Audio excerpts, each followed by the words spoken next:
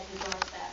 He's asking for a cup of sugar, and if he gets it, he will never, ever return that cup. By some cruel twist of fate, he is called your neighbor. If Maple Street understands your problem, they have some real monsters. The problem is their out-of-this-world neighbors have been incognito, sort of like how we wish our own alien neighbors would do. March 4th will be the 50th anniversary of Rod Serling, the creator of the Twilight Zone, telling the story of Maple Street. Once slackingly dismissed, they now held up as undeniable proof that the other was a spy and a traitor. Today, the Berlin Wall has fallen.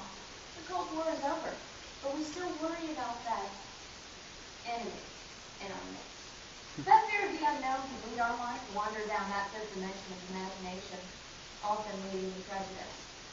So, travel to another dimension with us as we explore the relationship between ourselves and our neighbors. In the screenplay, The Monsters Are Due on Maple Street by Rod Serling. And while we're there, see if you can discover who is the monster on Maple Street. Maple Street, 6:44 p.m. on a late September evening. Maple Street, the last calm and reflective moments before the monsters came. Operator, something's wrong with the phone. Operator. Steve, the power's off. I had soup on the stove and the stove just stopped working.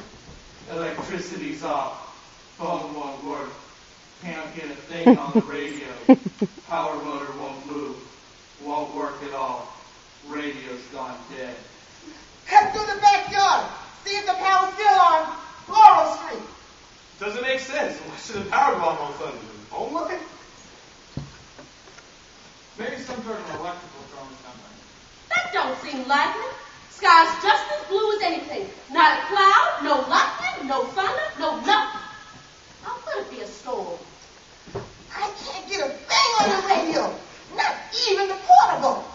Well, why don't you go downtown and check with the police? Though they probably think we're crazy or something. A little power failure, and we all go back to the dark ages or something.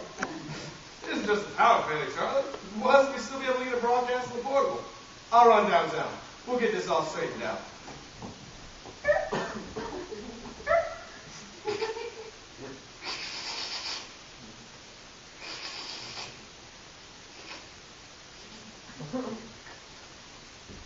I don't understand. Working fine earlier. Out of gas? I just had it filled up. What's it mean? It's just as if everything had stopped. We better walk downtown. Two of us can go, Charlie. It could be a meteor. A meteor couldn't do this. Mr. Brand, you better not. Why not? They don't want you to. Who doesn't want us to? Them. Them? Whoever it was that came by in that thing overhead. What? Whoever was in the thing that came over. I don't think they want us to. What do you mean? What are you talking about? They don't want us to leave. That's why they shut everything off. What makes you say that? Whatever gave you that idea? Now, isn't that the craziest thing you ever heard? Always that way. In every story I ever read about it, ship landing from outer space. From outer space? Yeah. Better get that boy up to bed. He's been reading too many comic books or seeing too many movies or something. Go ahead, Tommy. We'll be right back. You'll see, that wasn't a ship or anything like that. That was just a meteor or something. Like, there's no doubt it had something to do with power failure and everything.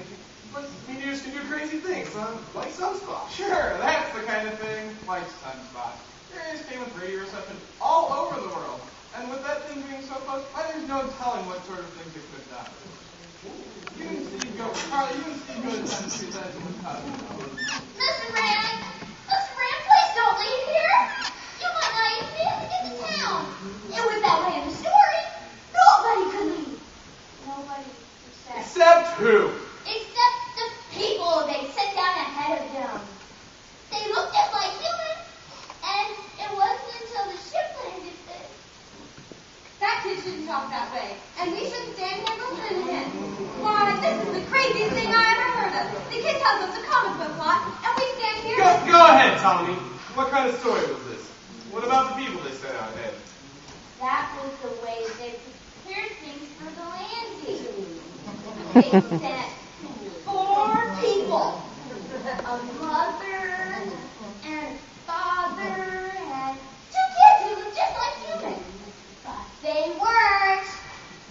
Well, I guess what we better do is run a check in the neighborhood. See which one of us are really human. There must be something better we can do to make bum jokes about it. I wonder if Laurel Street's got the same problem we got. Where is Pete Van Horn anyway? Didn't he get back yet?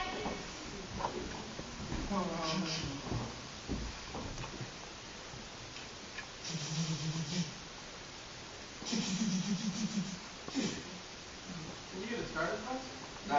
No dice. He got the car started somehow. He got his car started. How come his car just up and started like that? All by itself. He wasn't in with a spirit. It started all by itself. And he never did come out to look like the rest of us. He wasn't even interested. Why? Why did he come out with the rest of us for? He always was an oddball. Him and his whole family. Reasonable action. Wait a minute.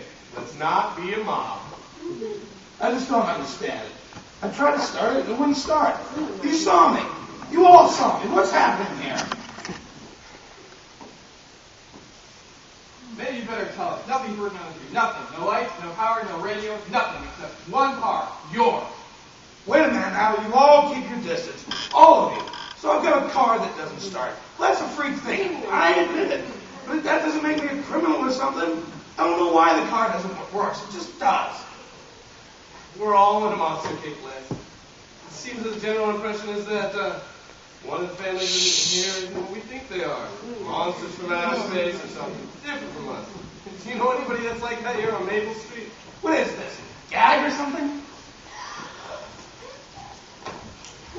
No, it's not supposed to incriminate me. The light goes on and off. That really does it, doesn't it? I just don't understand this. Look, you all know me. We've lived here 5 years. We're no different than any of the rest of you. Really, this whole thing is just weird. Well, if that's the case, Les Goodman, explain why. Explain what? Look, let's just Go forget ahead. this. Let him talk. Explain what? Well, sometimes I go to bed late at night. A couple of times I come out on the porch and I'll see Mr.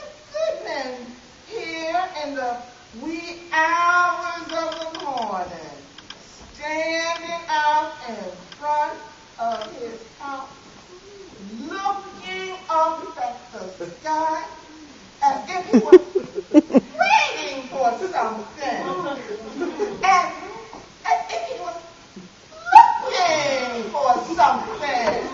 You know, really, this is for laughs. You know what I'm guilty of? I'm guilty of insomnia. Now, what's the penalty for insomnia? Did you hear what I said? I said I have insomnia. I said it was insomnia. You fools! You scared, frightened rabbits, you! You're sick people, all of you. Do you know that? You're sick people. And you don't even know what you're starting, because let me tell you, this thing you're starting, that should frighten you. As God is my witness, you're letting something begin here that's a nightmare. It just doesn't seem right, though, keeping watch on him. Why, he was right when he said he was one of our neighbors. Why, I've known them for years. Ethel Goodman and I have been friends. That don't prove a thing. Any guy who spends his time looking up at the sky early in the morning, well, there's something wrong with that kind of a person. They ain't something legitimate.